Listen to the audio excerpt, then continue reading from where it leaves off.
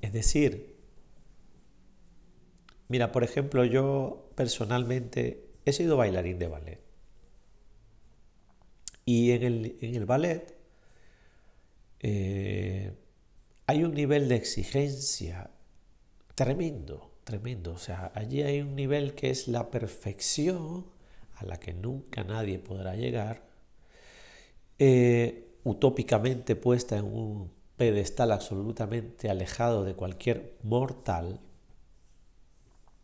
Y luego está el nivel en donde estamos la mayoría, ¿no? Donde estoy yo, que es, hemos hecho ballet, hemos aprendido, hemos bailado, pero estamos a una distancia de la perfección muy alejada. Entonces, una de las cosas que yo quité, y esto gracias a una enseñanza que me dio una maestra de ballet, porque os cuento un poco la historia, yo estaba haciendo clases y, y me dice, yo me enfadaba cuando me equivocaba, pero me enfadaba conmigo, es decir, que me enfadaba, ¿no? Que cometía el error y me enfadaba y me enfadaba. Y vino una maestra de ballet y me dijo, pero ¿por qué siempre estás tan enfadado? Y yo entonces le expliqué, no maestra, es que me enfado porque me equivoco y quiero hacerlo bien, quiero hacerlo correcto, quiero hacerlo perfecto. Y ella me dijo que eso no era importante, que le quitara importancia a ese deseo de querer hacerlo perfecto y de hacerlo bien y de hacerlo correcto. Y le dices, esto es baile, esto es danza, aquí estamos para equivocarnos, aquí estamos para aprender. Entonces, permite equivocarte, porque te vas a equivocar muchas veces bailando, pero eso no es importante. Lo importante es aprender de esa equivocación, nada más. Entonces, todo eso me cambió mucho la vida. Yo aprendí muchísimo a través de la danza y he tenido mucha gente que me ha enseñado grandes lecciones en la vida. Y esa fue una, de aceptar el error, aceptar la equivocación como algo normal, como algo natural. No hacer un drama, ni una complicación, ni un gran conflicto sobre las equivocaciones. Porque a la final todos podemos equivocarnos, todos podemos errar. Con lo cual, oye, ¿qué importa? No importa la equivocación, importa el cambio, importa la persona e importa muchas otras cosas. Y sobre todo, importas tú personalmente. O sea, ¿dónde estoy yo? ¿Qué es lo que quiero y hacia dónde quiero llevar mi vida? Eso es más importante que estar pendiente de las equivocaciones. Entonces, ya os he hablado un poco sobre lo del perdón, ya os he hablado sobre la gratitud. Os he dado aquel ejemplo de Buda cuando le golpean y todo esto, ¿no? Pues todo eso son, son historias que lo que buscan es que reflexionemos sobre dónde estamos con nuestras relaciones, cómo estamos con las personas que están a nuestro alrededor. Y si hay un gran conflicto en una relación, imaginaros, estáis en una relación, hay un gran conflicto tremendo, muy grueso, muy duro, muy difícil, porque hay conflictos y conflictos en las relaciones, ojo. No es lo mismo estar enfadado con unos primos por un juego de cartas a temas muy fuertes, muy duros y muy difíciles, porque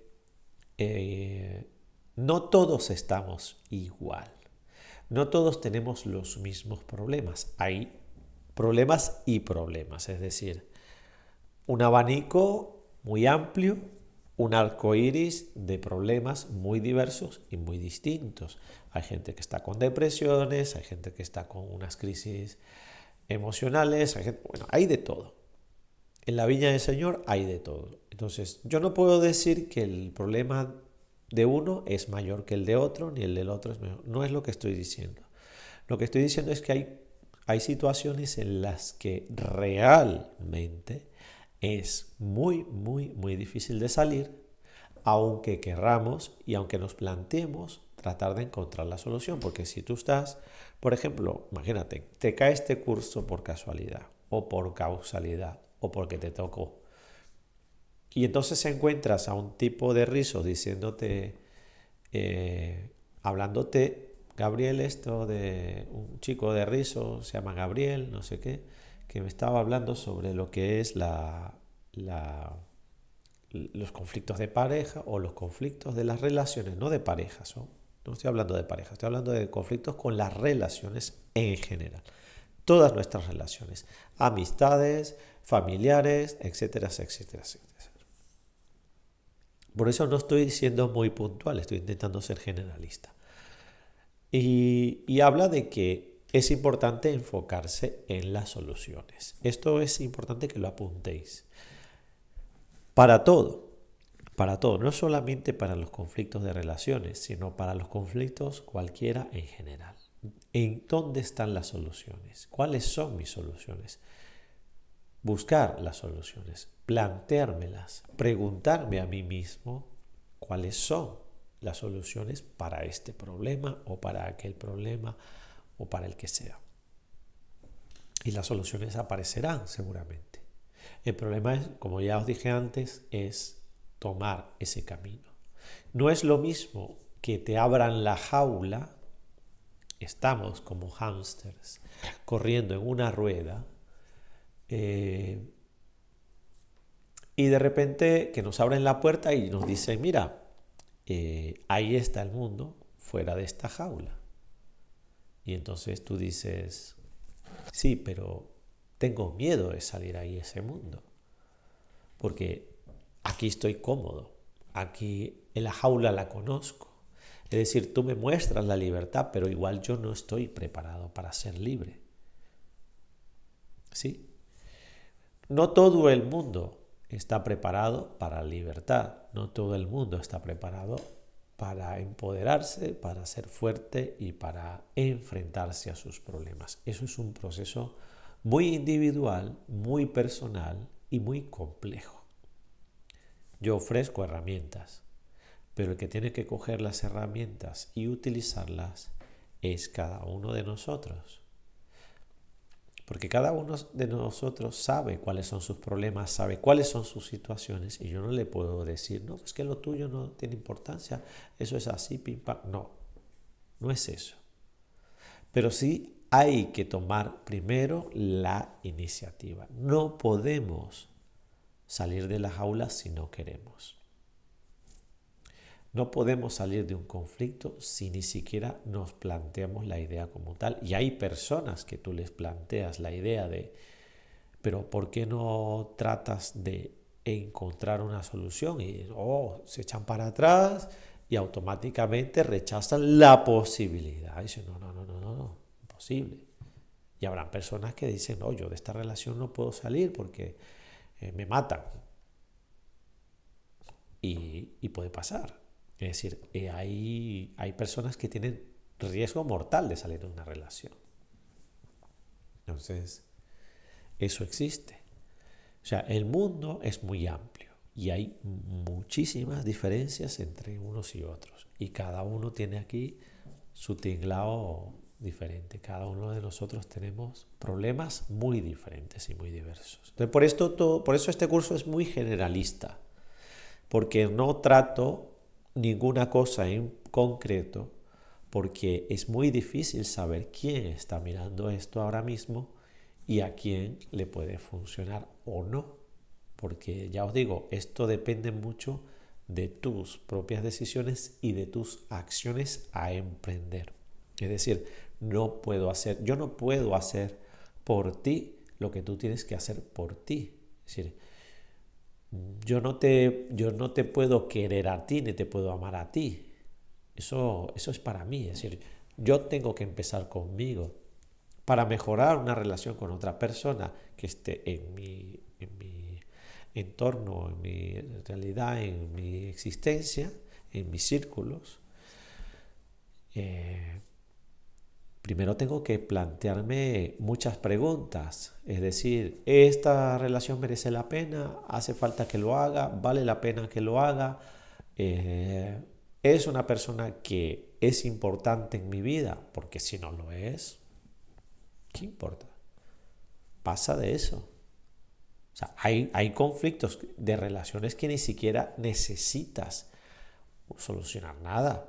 Yo os conté el caso de mi padre. Claro, mira, con mi padre pasó eso. Yo dije, me puse a pensar, me voy a poner a discutir con este señor que es como discutir con una piedra. Y dije, no vale la pena, no va a valer la pena. Después dije, va a valer la pena que arreglemos algo. Es decir, ¿qué vamos a arreglar? Al final, nuestra solución fue mucho más simple. Yo le quité la importancia como padre y me quité la importancia como hijo. Es decir, dejé de tratar de ser su hijo y dejé de tratar de que él fuera mi padre. Porque no lo era. Entonces le quité ese conflicto a él y me quité yo el conflicto. Sin que él supiera nada, sin discutir, sin hablar, sin decir tú que no me hiciste, que no me dejaste. Nada de eso. Y se solucionó, se liberó, él se liberó, yo me liberé y nos quitamos las ataduras, nos quitamos los conflictos y chao. Él a sus cosas, él siguió con su vida y yo seguí con la mía. Y listo. Porque quien mantiene el conflicto somos nosotros. Tú eres el que está manteniendo el conflicto con la otra persona. Entonces, en el momento en que tú te liberas de ese conflicto, se acabó. Se acabó. Yo le quité la importancia a mi padre porque dije, en realidad, él no es mi padre. Él no era mi padre. Entonces, ¿para qué yo le voy a dar un título que no se merece? Se lo quité y ya está. Se quedó él libre. Dejó de ser mi padre. Yo dejé de ser su hijo. Y aquí paz y gloria para todos. Él siguió su vida feliz y yo la mía. Entonces, a veces lo que hay es que preguntarnos cuál es la solución y ponerla en marcha. Aunque parezca una locura, aunque parezca una cosa que dices, bueno, yo lo que siento es que puedo hacer esto. Hazlo, pruébalo. Porque si nunca lo has probado, las probabilidades de acertar son mayores. Porque si has probado un montón de cosas y no te han dado resultados, ¿por qué quieres seguir insistiendo con eso? ¿Para qué quieres seguir insistiendo con esa fórmula si sabes que no te da resultado? Si sabes que lo que vas a hacer es que la otra persona se enfade, si lo que vas a hacer es enfadarte tú y empeorar el asunto, pues no lo hagas. Que no vale la pena. Si no vale la pena, ¿para qué lo vas a hacer? Ahí está el caso de Buda, de la historia que os decía. El tipo va, le mete un bofetón y el otro no se enfada. Ahí acabó el problema. Porque el que se está sintiendo ofendido es el que recibe el golpe. Entonces, si una de las dos partes no entra en conflicto, se acabó el conflicto.